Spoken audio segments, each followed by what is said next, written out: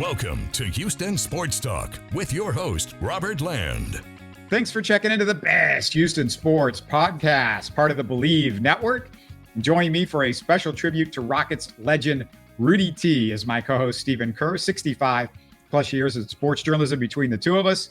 Later in the show, you're going to hear from Rudy's old roommate, the Hall of Famer Calvin Murphy, and a few other Rockets from Rudy's era, along with his biographer.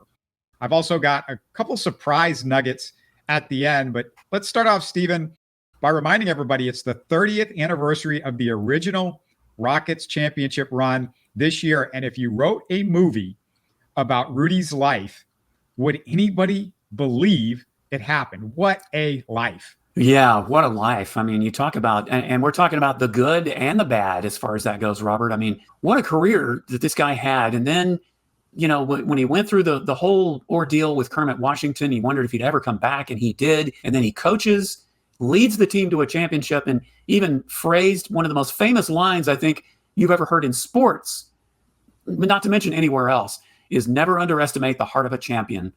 Well, listen, Rudy is as much a champion as anybody, not just because he won a championship with the Rockets, but just because of the person he is.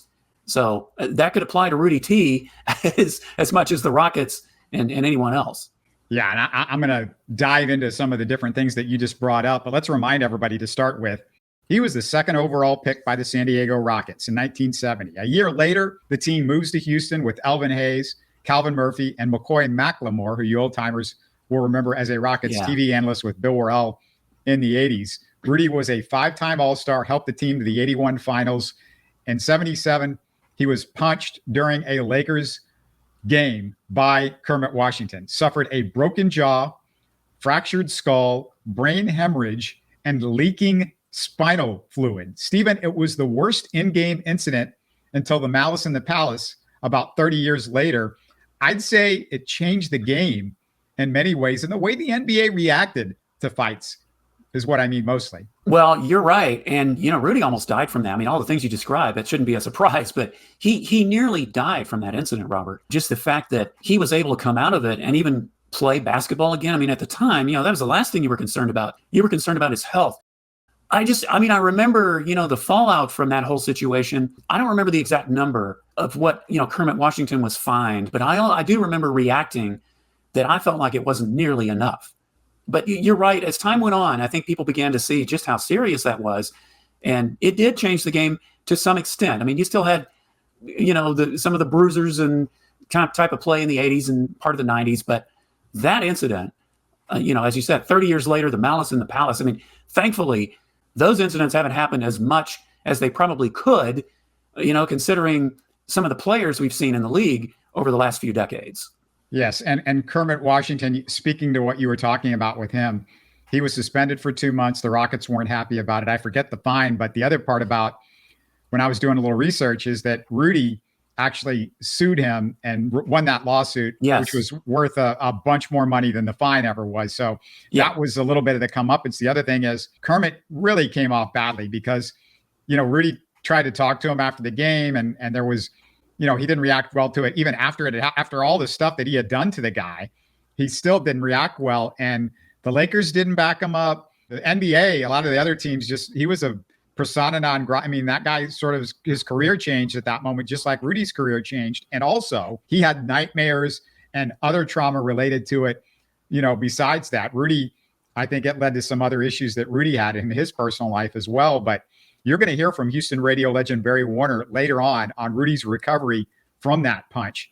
Also, Stephen, Rudy's story is so amazing because not only does he come here with the franchise to Houston, not only does he come back from a nearly career-ending punch to the face, but he's an all-star who then goes on to lead the franchise to its first finals, then goes from player to assistant coach, along with being a scout, to Clutch City head coach, staying with the franchise for 33 years. He took the Rockets from the bottom, from the beginning to the top. Man, you talk about a team lifer. I mean, he did it all. And I remember when he first got into coaching, if I'm not mistaken, they had him, you know, breaking down film. He spent a lot of time in the film room breaking down film. And yeah, he did some scouting along with that.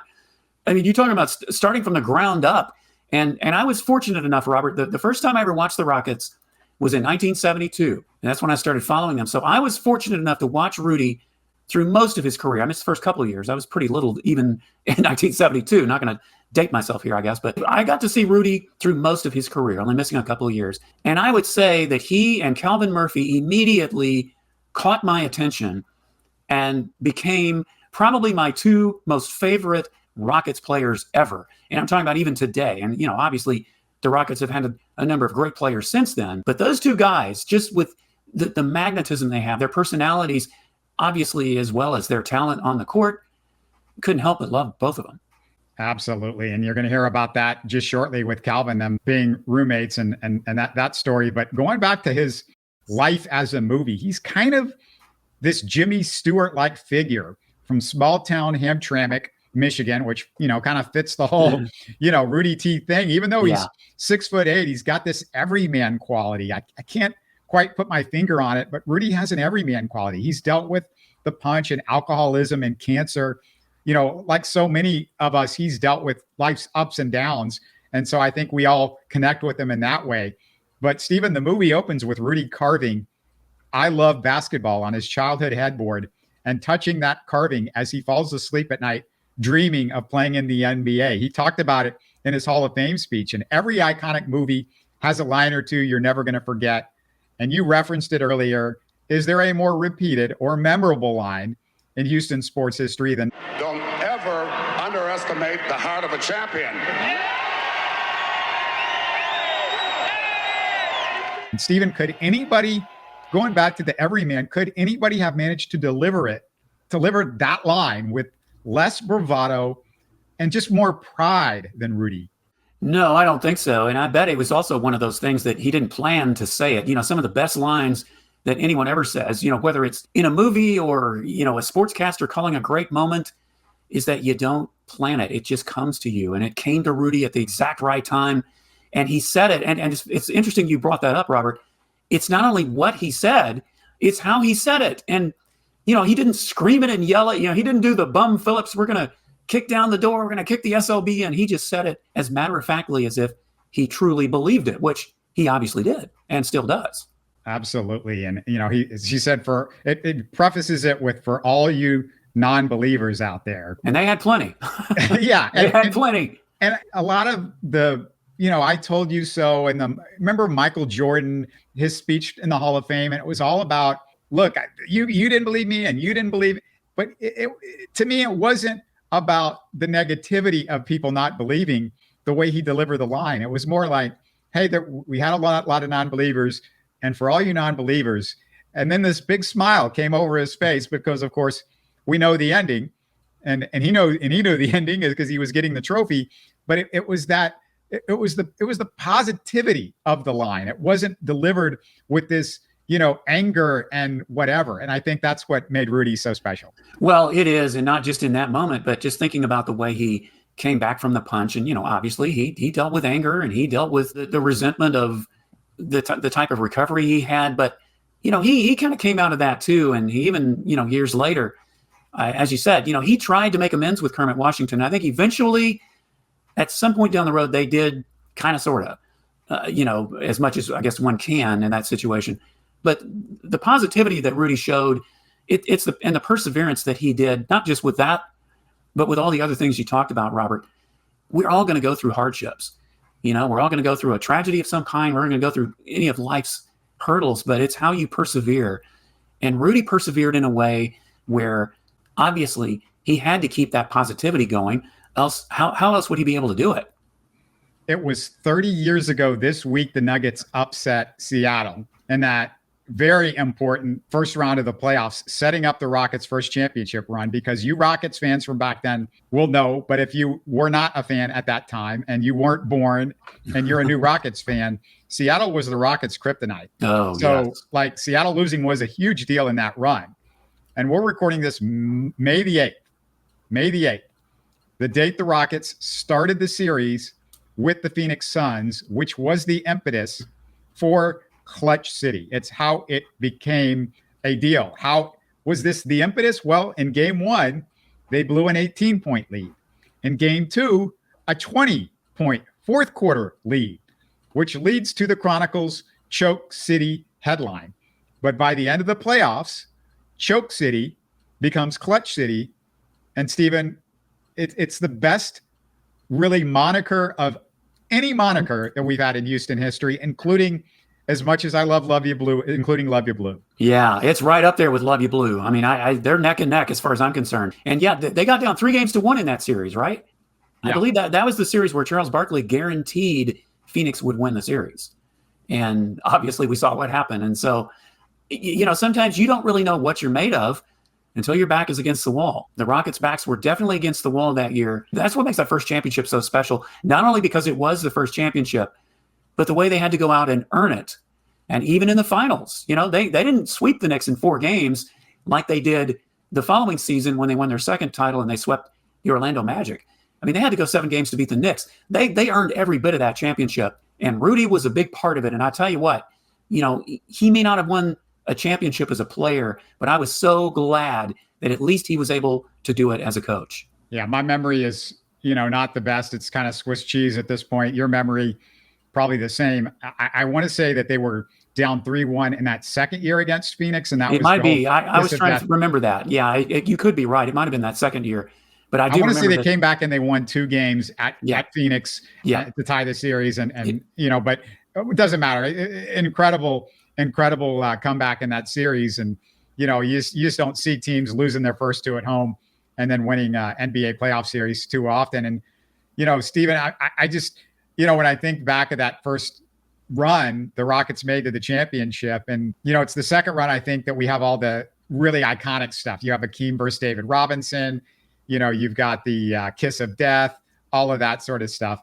The first run, though, when I think of Rudy, I think of them beating the Knicks. And of course, one of the key moments was that block shot by John Starks. Yes. That Akeem made. And Rudy jumping up and down after the block of the I don't think the image I have of him jumping up and down in Game 7, but it was really after that block shot and beating that Knicks in that key game. But there's all of these just iconic images that you have of Rudy. And that's the other part about him is just he was an interesting guy to watch on the sidelines. He was a fun guy to watch on the sidelines. But, we talk about him personally. He's just a great guy, Stephen. There's nobody that says a bad word about him. No, certainly not. And, one thing that I always thought was interesting is the fact that, he and Calvin Murphy, 2 totally different personalities, yet they were roommates. And I know that some of the stories he's going to tell. But it's just amazing to me how 2 personalities like that fit so well together. I mean, those 2 were like brothers. They really were. Rudy calls him his brother. Calvin does the same. To close out the show, I talked about, the Rudy personality. You're going to see a couple of Rudy T features that I shot and produced for the Rockets Telecast from the early 2000s. One of them was called Maestro Rudy, which is one that I put together of all Rudy's coaching hand gestures and body language to operatic music. The other feature is Rockets reporter and broadcaster Jeff Hagedorn visiting Rudy's ice cream shop, Stucci's. And Stephen, that's when I got my best chance to really know Rudy, the guy, and just a little bit anyway. And when you watch the feature, you're going to see Rudy was up for all the dumb stuff we threw against the wall to try and make it funny and stuff that we had Rudy doing. And as you watch it, imagine how many head coaches would have done what we had him do. Not Bill O'Brien, not Kubiak, not Udoka. Forget about it. No, definitely not Udoka, Belichick, any of those guys. But Rudy was just so different. The players loved playing for him and all the reasons that we just listed. And I'd forgotten about the ice cream thing, Robert, until you just now reminded me of it. Yeah, that Stucci's feature was played on the big screen at the Rockets game, Stephen. And I watched Rudy watch it, on the big screen and laugh. And he told me after it ran, I'm out there on the court, if I remember this whole scene. And he said that I had done a good job with it, which is right up there as one of my favorite moments of my career. Oh, no better person could pay you a compliment than Rudy Tomjanovic. I'm glad we're doing this tribute, Robert, because it's so neat to look back and just of all the memories, and not all of them were good, obviously. We've talked about that. But just, with a player like Rudy, they don't come along but once every few decades, maybe. Houston was just fortunate enough to have a guy like that. And he's still around, thank goodness. Yeah, thank goodness. And I just got tears before we did this show because I rewatched his Hall of Fame speech, which is just magical. Go on YouTube and go find it because it's great to rewatch. Let's hear from those that know Rudy T much better than I do or Steven does, but guys that we talk to from our decades of talking to sports figures on Houston Sports Talk. And if you're listening to our audio feed, here's the order.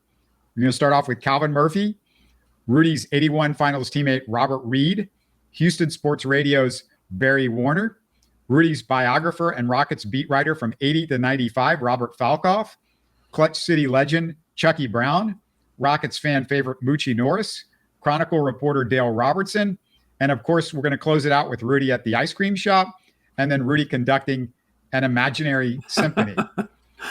Let's start with Hall of Famer Calvin Murphy.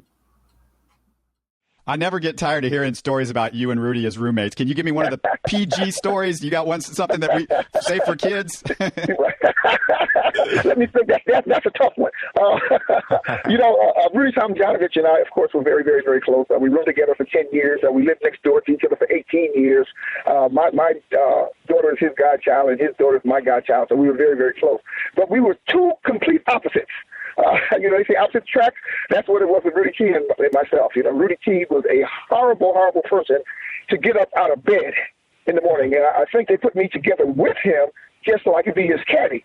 So, I would have to cuss him and push him and prod him to get him up in the morning. Well, this one particular time, I just wasn't in the mood. We were playing in Atlanta. We had a day off before we played in the Garden. So I tried to get Rudy up because we were going to go to New York early that day. And Rudy called me some unbelievable name, so I took the hell with him. So I let him go to sleep. So we landed in New York. He was still in Atlanta sleeping. And I called him from New York, and I said, Rudy, you better get up.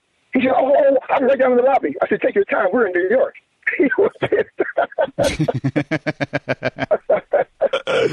Well, let me ask you about Rudy as the player, because I think a lot of people forget how good a player he was.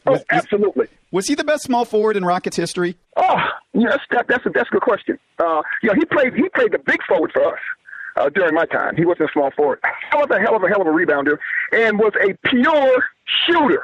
Yeah, and I took my time when I said that because I don't think people understand what when I say pure shooter means. You got a lot of people that can score, and you got a lot of people that can get hot.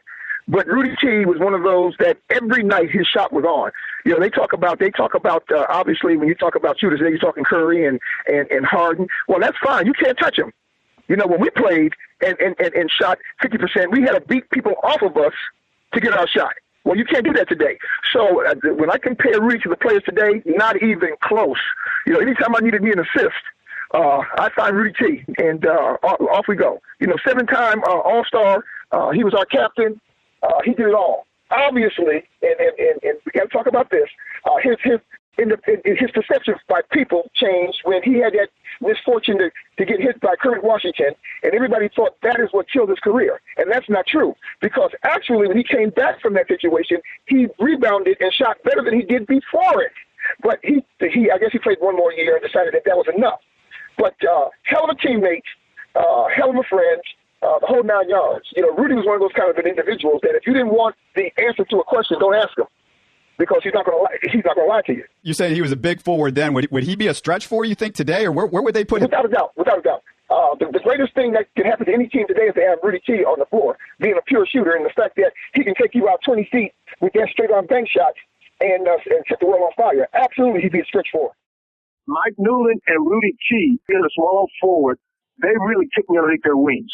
Rudy was one, he would not let me take that time off. He said, hey, even Mike Newland during practices and all, he said, hey, what are you doing? You're not bringing it. And so Rudy, you could see that coaching style that he was going to have in him. And the unfortunate part is we won 5 games in a row until the unfortunate incident that happened in L.A. That incident happened with Rudy subbing for me. He subbed for me, and 30 seconds later, it happened. Yeah, you're talking about the Kermit Washington injury where he was punched, right? Yes. And, and it was like I said, he just, the buzzer rang, and they looked at me and said, Bobby, I got you. I said, okay, you got Jamal Wilson. As I was walking to the bench, the action was going away from us, and I saw the whole thing happen. So we had something getting ready to happen. You could sense it. And to that unfortunate incident. You start up a friendship with Rudy, and the story that just really amazed me was Rudy gets hit in the famous Kermit Washington punch, and everybody remembers that. But you were there sort of helping Rudy get back on his horse a little bit after the punch, right? Right. So after he was operated on, Rudy calls me one day and he goes, meet me at Memorial Park in an hour. I said, great. So we go to Memorial Park and we start fast walking. We do that 3 times, during the course of the week. Then the next week he said, let's do a light jog. So we did a light jog. It was supposed to have been 1.5 miles instead of the 3.1 that was on the circuit. So we did that for another week. And then the following week, week number 3, he said, bring your tennis racket and a couple of cans of balls. We're going to hit. So I dutifully get my tennis racket and the balls, and we go to Memorial Park and we start hitting Monday, Wednesday, and then Friday in the middle of the set. Rudy, who was at the back line, hits me a shot to the opposite court. Well, I race over there, pick my racket up, and I treated it almost like a racquetball shot. I just lunged out and hit towards the middle of the net. Well, in 2 steps, Rudy went from the back line just to the net, and I hit him, and the ball just grazed his face. And I go, drop my racket. Oh, Rudy, I'm sorry. And he goes, I don't want your sympathy, you blankety blank, blank, blank, blank. Get your bald ass back there. It's your serve. When that happened, I knew unequivocally Rudy was back. I called his wife, Sophie, when I got home. The rest was history. He became the first man in the NBA the following season ever to wear a mask. Then goes on to fulfill his playing career, making the All-Star team twice after that, and then quitting and going into scouting and then coaching. I want to take you back to maybe the key moment for the Rockets and for Rudy T. You write about it extensively in Rudy's bio. It changed the course of history. The Rockets brass decide it's time to let go of Coach John Chaney in 1992, and there's a meeting that day between longtime assistants Carroll Dawson and Rudy with GM Steve Patterson. In the book, you take us right into the meeting. Can you tell us a little bit about that? It was a midseason game. The Rockets had lost a big lead to the Timberwolves, and the team was kind of slipping and sliding all year. I guess the next morning at 8:30 in the morning, Steve Patterson had gotten a call from the owner at the time, Charlie Thomas, and Charlie just said, I want to make a move. We're going to change coaches. They had a meeting. They called in the 2 assistants, Rudy T. and Carroll Dawson. Rudy told me this later that, they had some small talk and they talked about the game the previous night. And finally, Steve just said, hey, guys, this is over. Don is out, and we've got to have a head coach. We've got to go forward. Rudy and Carroll were very loyal to Don Chaney. And Rudy, they tried to argue for Don, and it just wasn't going to work. And, I can remember that, the quote, Steve Patterson, that the Spurs had just changed coaches. Not too long before that, Bob Bass was a general manager, and he took over on an interim basis. And Steve just stood up and said, hey, guys, we've got to have a head coach. I'm not Bob Bass. I'm not going to go down and coach the team. And so, it was pretty much, it was decided that they wanted Rudy to take it, and Rudy was reluctant to take it. He was very content to have had a great playing career and to be an assistant coach and to be a Houston guy. But he talked to Carroll, and basically they just decided, hey, if you don't take this job, Rudy, we may not have a job at all, because go get somebody and then they'll bring in their own assistants. At least this way, we have some continuity. And so from that, kind of a moment of desperation, Rudy Tomjanovic became the head coach of the Houston Rockets. Very, very much out of character with the ambitious head coaches that will just do anything, that would, do anything to get a head coaching job. And Rudy never campaigned for it, never even wanted it. He just took it because he had to and out of loyalty to the organization. And then, of course, as we see, the rest is history. And a few years later, he's holding up the trophy. Hey, I want to touch on that, Robert, again. Thanks for joining us. Because you're mentioning Rudy T there. What a lot of people seem to forget, because he's gone down in coaching history in Houston, he was an interim coach in that 93 postseason, and they had very tough matchups, first against the Clippers and then against the Seattle Supersonics that went 7 games. I mean, really, I remember even Rudy recounting before that, if that shot in Game 5 versus the Clippers, by Vernon Maxwell doesn't go in and the Rockets are sent home packing after the first round, who knows what happens with the coaching situation then, if Rudy even comes back that next year. No, Rudy was the head coach. He got the job after the previous season, after the season was over. He was the interim coach for the rest of the year, and then they gave him the job on a permanent basis. So he was the head coach for the 92-93 season. But I really agree with you. I think one of the biggest moments in Rockets history was that first round playoff win, 5 games, went to the deciding game against the Clippers in the 92-93 season. because it had been a dry spell. The Rockets had been first-round flops for several years, and they couldn't break through. And they had a tremendous finish. They were 14-16 that year at the 30-game mark, and they went on a tremendous run. The last half of the season, something clicked in. They got to the playoffs. They had the Clippers, and the Clippers were good then. That was Larry Brown, and they took them to 5 games. Vernon Maxwell missed a couple games there, I think 3 and 4 because of an injury. But he came back for Game 5 on a Saturday afternoon, and they broke the ice. And the tension of that series was so great because had they lost in the first round again, all that great work in the second half of that 92-93 season would have been wiped out. Everybody would have just said, same old Rockets. But they won that. They broke the ice, the playoff ice. They went on and had a great 7-game series against Seattle. Lost, if I'm not mistaken, the home team won every game in that series. Seattle had home court. They won Game 7 at home. But it was a moment that I think the Rockets drew the line in the sand and said, yes, we are competitive. We can win. And so the sting of that loss in 93 to Seattle really carried them forward into the 93-94 season, and that's when they had the 15-0 start and eventually, of course, became world champions. Yeah, I think that's important because that 93 season carried into the 94 season, like you said, for the start that happened there. And I wanted to get back to Rudy T and his coaching again. Oftentimes he's called a player's coach, and is that kind of dismissing his coaching acumen? And then why do you think he was the perfect match for the Rockets at this time in their history? He was a player's coach, but he did it in such a way that, he didn't believe confrontation was the way to get the most out of a player because he had been a player. And so I guess he knew how he reacted to, the browbeating coaches. Instead of berating a guy, he would say, hey, Vernon, you did this well. You're so quick. But if you play the pick and roll this way instead of that way, look how much more effective you would be. So he would use that and try to always have the back of his players and feeling that that's how he would get them to play the hardest for him. And so, that was his philosophy. Other guys do it differently, but he believed in how he wanted to go about things. And he had really different personalities on his team, and he tried to punch the right buttons on all of them to get the most out of them. He had a great once-in-a-generation player in Akeem Olajuwon, and then he had the supporting cast, which fit. He had a philosophy about spacing. They played inside out. They took it into Akeem. And once Akeem became a passer, and I think that was a key in their evolution from pretender to contender, is that they played inside out. They got good three-point shooters. And once Akeem would draw the double team and they would move the basketball and they would get, good looks from three, they would make them. If teams then tried to go back and guard a three-point line, Akeem would wheel and deal. Nobody could stop him at that time, one-on-one. And so they had a great mix. And so, Rudy was the right guy at the right time. You also played for some of the great coaches, Lenny Wilkins, Greg Popovich, Jim Valvano, Rudy, of course. I'm not going to put you on the spot and ask you which was the best coach, but I'd love to know between Jimmy V and Rudy T, who was the most animated on the sideline? Seems like there was a little bit of similarities between those two guys.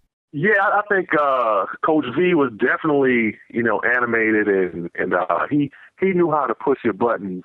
He knew how to push your buttons and get the most out of you. With Rudy, it seemed like you scored. It was like you was his son scoring.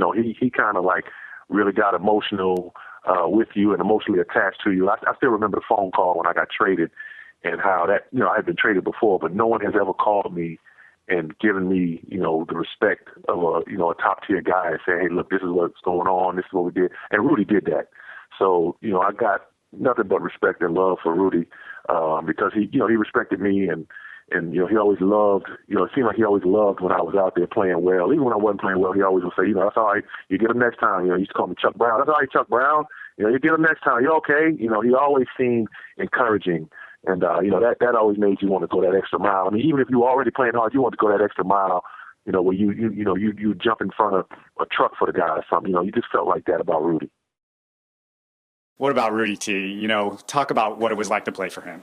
It was great. Players coach, a friend, a mentor. There ain't enough words to put in what Rudy meant to my career, because he really gave me my shot to actually get out there and play and have faith in me and my abilities to be out there on the court and be able to get it done. Still remain in a relationship with him. I mean, he's great. I can't say enough about him. What was the best moment of your career? Well, in terms of just, big picture, watching the celebration break out after Game 7 in 94 against the Knicks and the Rockets, and watching the unbridled joy of Rudy. I'm terrible a little bit talking about Yeah, it was. I mean, I teared up at the time just watching it as a fan because it wasn't just that they won; it was just what the city had gone been through, but also what Rudy had been through personally. The Kermit Washington punch. I mean, being doubted as a coach, being close to being fired on a couple of occasions. Keem caused him problems only a couple of years earlier. And Rudy just always somehow. I mean, I know how it affected Rudy. Rudy was a guy too that I occasionally ran into late at night over a few too many alcoholic beverages, and I know what his mindset was. And to watch him dance around, just that was incredible.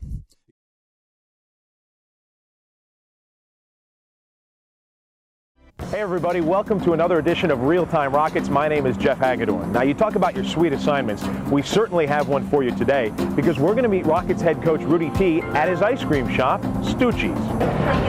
Well, actually I'm here to see the boss. The boss? Yeah, tall guy, played at Michigan, his jersey's retired with the Rockets. Right. Jeff, how you doing? I'm doing all right.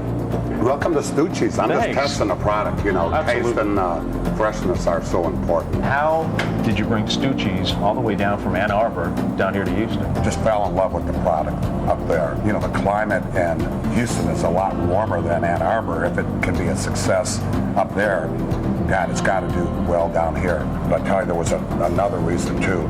Sophie is very creative and she's a doer. Right. And now with the kids being out of the house, she's sort of getting involved in basketball and drawing up plays and all that.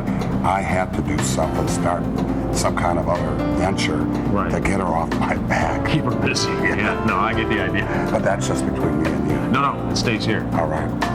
What's your favorite flavor here? I've been a butter pecan man from way back in the Hamtramck days, but just about everything I've tried becomes my favorite. You've got to name a few of the flavors after some of the players, so I want to throw a few suggestions out. You all right with that? Sure. Cato Crunch. It's got a good ring to it. Yeah, and one that's especially timely, I thought, pralines and plantar fasciitis. Oh, I hate that one. If you're going to name some flavors after the players, you have to name a flavor after Calvin Murphy. You're a longtime roommate and Rockets broadcaster. That would be really tough. How about no cookies and cream because he eats all the cookies? Yeah. And then my favorite, instead of if somebody wanted butterscotch, they could have my brother scotch. I like that. Are you ready to teach me how to scoop some Stucci's? Hey, I'm ready to do it. Where's my clipboard? You got to get the dip into the cone. You got the dip. Now this is the dip. That's the cone? That's the cone. Okay. Okay, now in basketball, we have things like rebounds on misses. This and this at Stucci's, no good. Do you feel that you can get that dip into the cone? I think I can do it, Coach. I think I can do it. Well, get in there. All right, can I help you? Yes, I would like 1 scoop of blueberry cheesecake on the waffle cone. And then there's the follow-through. That was easy. Time out. Jeff, get over here. Not too bad. I liked your grip. Firm with the dipper, like a bird with the cone. You got down into that bat pretty aggressively. Follow through, not bad. Man, this guy talks a lot, but the ice cream is sweet. Almost as sweet as Catherine Zeta-Jones. Yeah. Hey, she's from Wales. I wonder why they call it Wales anyway. Are there actual whales living in Wales? Choke City. That's weird. Are you listening to me? Yeah, absolutely, Coach. Absolutely. Well, get back in there. All right. Get back in there. Make it work. Okay, I'm sorry. I'm going to try it again. What was it you wanted? 1 scoop of blueberry cheesecake. I'm going to go into the ice cream and then follow through. And then there's the execution. Just got to put it in the... 20 second. Lee, get him out of there. Man,